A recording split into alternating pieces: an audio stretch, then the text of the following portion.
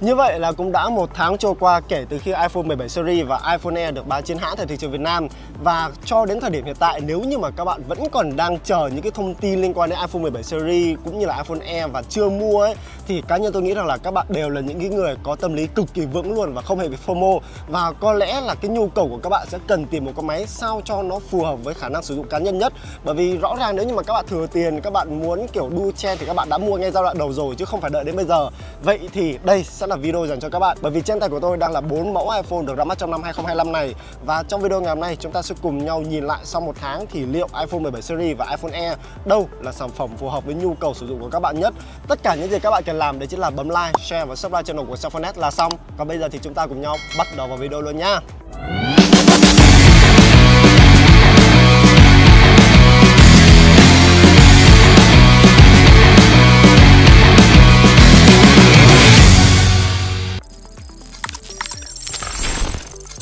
Sản phẩm đầu tiên cũng là dòng sản phẩm mà cá nhân tôi nghĩ rằng là rất nhiều người quan tâm luôn, bởi vì năm nay đây là con máy đang được bán cháy hàng, điều mà gần như là các năm trước iPhone series gần như không làm được, đó chính là iPhone 17. Ở thời điểm hiện tại nha, nếu như mà các bạn mua thì giá của iPhone 17 có thể nói là cực kỳ hợp lý, nó chỉ loanh quanh từ khoảng là hơn 24 triệu thôi. Và thậm chí là ở thời điểm hiện tại một vài những cái phiên bản bộ nhớ khác nhau cũng như là những cái màu sắc mà nó không quá hot ấy, thì các bạn thậm chí là có thể mua trực tiếp tại cửa hàng mà không cần phải đặt trước luôn, quá ngon, không cần phải chờ hàng. Vậy thì iPhone 17 nó có cái gì mà năm nay thậm chí là nó còn bị cháy hàng? Trong khi đó trước đây nhờ những cái dòng iPhone series của Apple thì những cái dòng cơ bản như kiểu là iPhone 16, iPhone 15 ấy thì nó sẽ không bị cháy hàng giống như là những cái dòng Pro Max đâu. Nhưng mà năm nay iPhone 17 đã làm được điều đó. Thì theo cá nhân tôi, cái lý do khiến cho nhiều người lựa chọn iPhone 17 bởi vì nó có giá trị P trên P tốt nhất. Ví dụ như là năm nay trên iPhone 17 thì chúng ta sẽ có rất là nhiều những cái nâng cấp và đa số những cái nâng cấp đó đều tập trung cho màn hình. Anh em có thể thấy nhá, iPhone 17 năm nay chúng ta đã có một cái màn hình với viền mỏng hơn, chúng ta có kích thước màn hình tăng từ 6,1 inch lên 6,3 inch, chúng ta có tần số quét 120 Hz, điều mà gần như là các anh em Android thường xuyên trêu chọc anh em iPhone thì bây giờ các bạn sẽ không cần phải lo khi mà sử dụng iPhone 17 nữa. Bên cạnh đó thì chúng ta cũng có độ sáng cao để cho các bạn có thể dễ dàng nhìn ở ngoài trời hơn. Nói chung những nâng cấp liên quan đến màn hình đều là những cái nâng cấp cực kỳ đáng giá, bởi vì màn hình là thứ mà chúng ta sử dụng hàng ngày ở trên một chiếc điện thoại thì rõ ràng là con iPhone 17 đã đáp ứng được gần như là 80 cho đến 90% sử dụng của các bạn rồi. Bên cạnh đó thì cái phong cách thiết kế của iPhone 17 thì vẫn được giữ nguyên, nó khá là tương tự như là iPhone 16, vậy nên là nó sẽ cho một cái trải nghiệm cầm nắm rất là ok. Nó khá là tương tự giống như là iPhone 16, vậy nên nếu như mà anh em đang sử dụng những cái dòng iPhone như kiểu là iPhone 14, iPhone 15, thậm chí là iPhone 16, khi mà các bạn nâng cấp lên iPhone 17 thì gần như là các bạn sẽ không cần phải làm quen lại gì luôn. Cầm trên tay là các bạn sẽ có một cái cảm giác quen thuộc rồi, và cái cảm giác cầm nắm này nó càng ngon hơn khi mà năm nay kích thước màn hình đã nâng lên là 6,3 inch, giúp cho chúng ta có một cái không gian hiển thị nó thoải mái hơn, nó đã mắt hơn so với cả kích thước màn hình 6,1 inch trên những cái dòng iPhone cơ bản trước đây. Còn về phần hiệu năng thì năm nay iPhone 17 với con chip Apple A19 ở bên trong thì gần như là không làm cho tôi cảm thấy thất vọng các bạn ạ. Hiệu năng của nó trong một vài tình huống thậm chí là còn cao hơn so với cả Apple A18 Pro trang bị bên trong iPhone 16 Pro Max.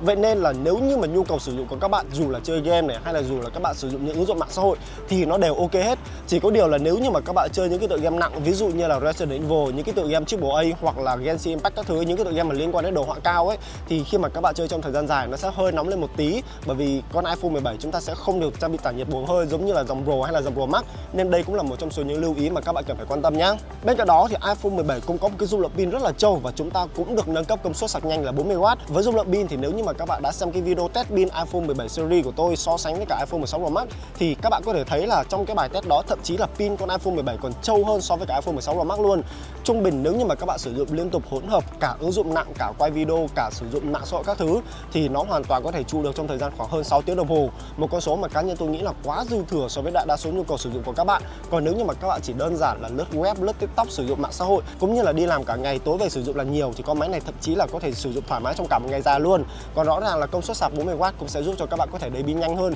so với cả những thế hệ trước. Camera có lẽ là một trong số những điều mà nhiều người lăn tăn khi mà lựa chọn iPhone 17, bởi vì rõ ràng là chúng ta vẫn sẽ chỉ có 2 camera và không có camera tele. Thì cá nhân tôi nghĩ rằng là đây sẽ là một cái dòng sản phẩm sẽ phù hợp cho những anh em nào sử dụng cơ bản mà thôi. Tức có nghĩa là các bạn muốn có một cái camera khi mà chụp 1x này, chụp góc siêu rộng này, hoặc là zoom lên 2x một tí, chất lượng của nó vẫn đảm bảo thì con iPhone 17 này vẫn hoàn thành xuất sắc cái nhiệm vụ của nó. Bên cạnh đó về mặt thông số phần cứng nha, thì camera của iPhone 17 gần như là tương đồng với cả iPhone 16 luôn. Vậy nên là trong tất cả những cái điều kiện khi mà tôi chụp ở trong điều kiện đầy đủ sáng này hay là điều kiện thiếu sáng thì chất lượng ảnh đều cho ra cái độ chi tiết tốt, màu sắc thì cực kỳ tự nhiên, mắt của chúng ta nhìn sao thì màu ảnh ở trên iPhone 17 chụp ra nó cũng y chang như vậy, và cái khả năng quay video thì nó vẫn tốt như từ trước đến giờ. Ví dụ như là video mà các bạn đang xem ở đây, dù là các bạn quay trong điều kiện đủ sáng hay là thiếu sáng đi chăng nữa thì nó cũng luôn luôn cho một cái khả năng chống rung tốt và độ chi tiết ở bên trong thì được duy trì rất là ngon. Tất nhiên là nó vẫn gặp một vài cái tình trạng bị flare hay là bị cháy sáng khi mà các bạn quay ở trong những cái môi trường ánh sáng phức tạp, nhưng về mặt cơ bản thì camera của con máy này là nó đã đủ gần như là đến 80 cho đến 85% nhu cầu sử dụng cơ bản của các bạn rồi.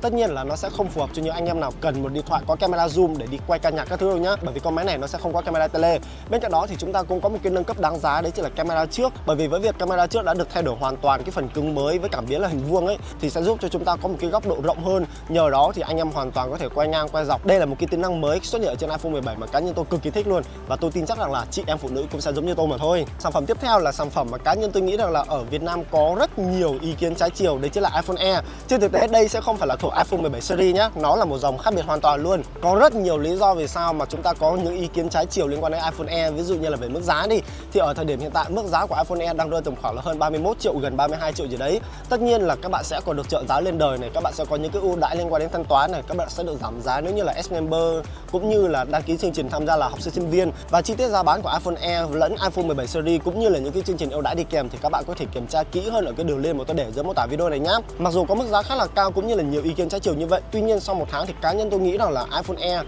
nó vẫn có một cái đối tượng nhất định mà các bạn hoàn toàn có thể sử dụng con máy này. Ví dụ như cái điểm cộng lớn nhất của iPhone Air đấy chính là nó có một cái thiết kế rất là mỏng và rất là nhẹ luôn. Và đây là một cái điểm cộng cho những ai cần tìm một con điện thoại mà các bạn sử dụng trong thời gian dài. Kiểu dạng như là các bạn là một người thường xuyên kiểm tra công việc ở trên điện thoại này, hoặc là các bạn là một người lướt mạng xã hội nhiều, hoặc là các bạn chơi game nhiều ở trên điện thoại ấy, thì tôi thề với các bạn luôn là cái trọng lượng mỏng và nhẹ này sẽ giúp cho các bạn có những cái trải nghiệm cầm nắm nó rất là thoải mái. Gần như trong quá trình mà các bạn sử dụng ấy thì các bạn sẽ không gặp phải những hiện tượng ví dụ như là cấn mỏi tay, điều mà thường xuyên chúng ta gặp phải ở trên những dòng điện thoại khác. Bên cạnh đó thì iPhone Air cũng là con iPhone duy nhất trong năm 2025 này chúng ta có khung viền được làm từ titanium. Vậy nên mặc dù là nó mỏng, mặc dù là nó nhẹ, nhưng anh em cứ yên tâm về cái độ bền của nó, các bạn hoàn toàn có thể thoải mái bỏ vào trong túi quần mà không sợ nó bị cong hay là vênh đâu. Ngoài ra thì iPhone Air có một kích thước màn hình là 6,5 inch. Kích thước màn hình này nó không quá nhỏ giống như là 6,3 inch và nó cũng không quá lớn giống như là 6,9 inch. Nhờ đó thì chúng ta vẫn sẽ có một cái không gian đủ rộng lớn để cho các bạn có thể giải trí, để cho các bạn có thể theo dõi những cái thông tin, để cho các bạn có thể nhìn rất rõ những cái nội dung hiển thị ở trên màn hình con máy này.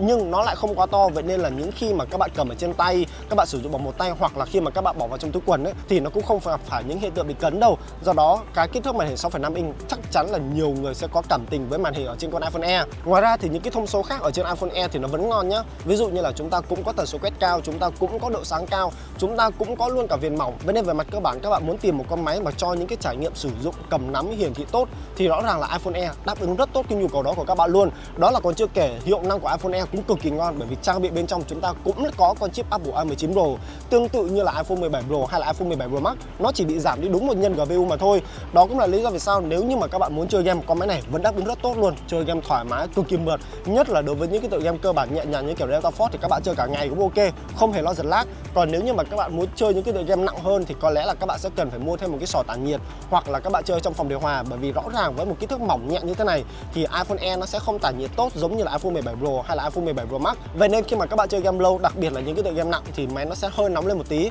và khi mà máy nóng lên thì rõ ràng nó cũng sẽ hao pin nhiều hơn. Còn về thời gian sử dụng pin thì đây có lẽ là vấn đề nhiều người lăn tăn. Ok, tôi đồng ý với các bạn, đấy chính là thời gian sử dụng pin của con iPhone Air nó sẽ thua so với cả iPhone 17 series. Cái này là điều chúng ta hoàn toàn có thể chắc chắn với nhau. Tuy nhiên nếu như mà chúng ta xét một cách công tâm thì dung lượng pin của con iPhone Air này nó không hề yếu một tí nào, nhất là với một cái thiết kế mỏng nhẹ mà nó mang lại. Ví dụ như là trong cái bài test của tôi thì con iPhone Air nó cũng chỉ thua một tí so với cả iPhone 17 bình thường mà thôi. Ví dụ như là iPhone 17 bình thường các bạn có thể dùng liên tục trong thời gian từ 6 cho đến 7 tiếng thì con iPhone Air này các bạn cũng có thể sử dụng được trong thời gian đối tầm khoảng là 5 tiếng rưỡi cho đến 6 tiếng đồng hồ. Đấy là khi mà tôi sử dụng những cái tác vụ nặng nhá. Còn nếu như mà các bạn chỉ gọi là xem phim, lướt web, lướt TikTok, sử dụng mạng xã hội, lâu lâu chơi game nhẹ nhàng này kia các thứ ấy, thì con máy này vẫn có thể trụ được trong thời gian từ hơn 7 tiếng là điều hoàn toàn bình thường luôn. Vậy nên cái thời gian sử dụng pin ở trên con máy này nó ngắn hay là nó dài thì nó sẽ phụ thuộc rất nhiều vào cái nhu cầu cũng như là thói quen sử dụng của các bạn. Nhưng có một điểm mà các bạn cần phải lưu ý, đấy chính là cái tốc độ sạc của iPhone Air thì nó sẽ không nhanh bằng iPhone 17 series đâu. Nó sẽ chỉ giới hạn ở mức là từ 20 cho đến 25W là căng. Do đó thời gian sạc pin của nó sẽ hơi lâu một tí, nó sẽ phù hợp cho những anh em nào kiểu sử dụng cả ngày, sau đó cắm sạc qua đêm, ngày hôm sau tiếp tục sử dụng là ok. ok nhất. Yếu tố cuối cùng cũng là cái yếu tố mà cá nhân tôi nghĩ rằng là nhiều người sẽ cảm thấy hơi lăn tăn khi lựa chọn iPhone Air, đấy chính là camera. Về mặt cơ bản nha, khi mà các bạn lựa chọn iPhone Air thì các bạn nên nhớ luôn ở trong đầu ngay cho tôi, đấy chính là nó sẽ chỉ có một camera mà thôi. Và tất nhiên là cái camera này nó làm rất là tốt. Nếu như mà chúng ta chỉ xét về camera 1x nha, thì camera 1x của iPhone Air là nó tương đương với cả iPhone 17 và iPhone 17 Pro, iPhone 17 Pro Max luôn. Đấy là nếu như mà chúng ta chỉ xét về camera 1x thì tất cả mọi thứ liên quan đến chất lượng hình ảnh này, độ chi tiết này, màu sắc, độ bão hòa thì nó đều tương đồng luôn các bạn ạ. Có chăng là bởi vì con iPhone Air này nó sẽ không trang bị camera ốp siêu rộng mà nó cũng không trang bị camera tele luôn. Vậy nên nếu như mà các bạn muốn chụp ảnh trên zoom xóa phông này, hoặc là các bạn muốn chụp xa ấy, thì rõ ràng là con máy này nó sẽ không làm được. Còn nếu như nhu cầu của các bạn chỉ đơn giản là chụp ảnh bình thường, các bạn lấy ra quay video cuộc sống hàng ngày các thứ, thì con máy này vẫn khá là ok, vẫn đủ đáp ứng được nhu cầu đó của các bạn. Còn bên cạnh đó thì iPhone Air vẫn được trang bị những cái nâng cấp ở trên camera trước tương tự như là iPhone 17 luôn. Vậy nên các chị em phụ nữ, những người mà kiểu không quan tâm quá nhiều về camera zoom, camera ốp siêu rộng mà thường xuyên chụp ảnh bằng camera tele, muốn có một con máy gọn nhẹ có thể cầm trên tay cả ngày mà không lo bị cấn mỏi ấy,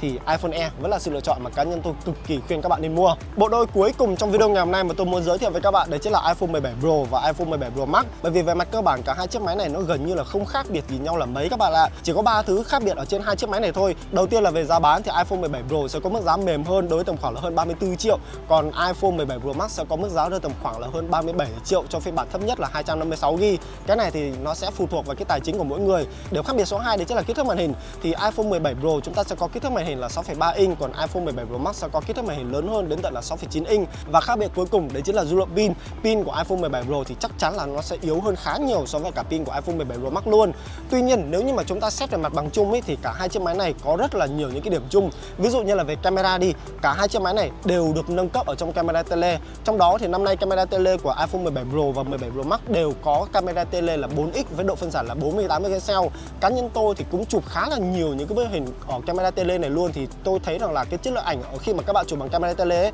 nó cực kỳ tốt luôn nha. Thậm chí là khi mà các bạn chuyển sang ống kính 8x thì cái độ chi tiết của nó cũng không hề bị vỡ quá nhiều. Tất nhiên là nếu như mà các bạn soi kỹ hơn một tí thì nó vẫn sẽ xảy ra hiện tượng vỡ, giảm độ chi tiết, ánh sáng thu vào nó sẽ không được nhiều giống như là các bạn chụp bằng camera tele 4x. Nhưng khi mà các bạn chụp 8x thì chất lượng ảnh như thế này thì cá nhân tôi thấy khá là ổn. Đặc biệt là khi mà các bạn chụp ở trong điều kiện đầy đủ sáng ấy, thì ảnh cho ra cực kỳ no sáng luôn, màu sắc rất là tự nhiên và cực kỳ hợp lý cho những anh em nào mà thường xuyên về hậu kỳ sau này. Còn khi mà các bạn chụp ở trong điều kiện thiếu sáng thì cá nhân tôi thấy so với cả iPhone 16 Pro Max nha, nó vẫn gặp phải cái hiện tượng flare cũng như là bị cháy sáng khá là nhiều. Tuy nhiên nếu như mà các bạn chụp ở trong những cái môi trường mà nó ánh sáng nó ổn định một tí, ví dụ như là đèn điện mà ở trong nhà ấy, thì cá nhân tôi thấy là cái độ chi tiết của nó sẽ được giữ nguyên tốt hơn. Hơn nữa khả năng quay video mới là cái nâng cấp mà cá nhân tôi thấy đáng giá nhất ở trên iPhone 17 Pro với cả iPhone 17 Pro Max. Bởi vì năm nay chúng ta đã có Apple Lock 2, chúng ta có ProRes RAW, chúng ta có Gen Lock, chúng ta có luôn cả Open Gate. Đây đều là những cái tính năng quay video nâng cao và cực kỳ hợp lý cho những anh em nào quay phim chuyên nghiệp, hoặc thậm chí là anh em bán chuyên, anh em hoàn toàn có thể sử dụng những cái tính năng này để kiếm tiền được luôn.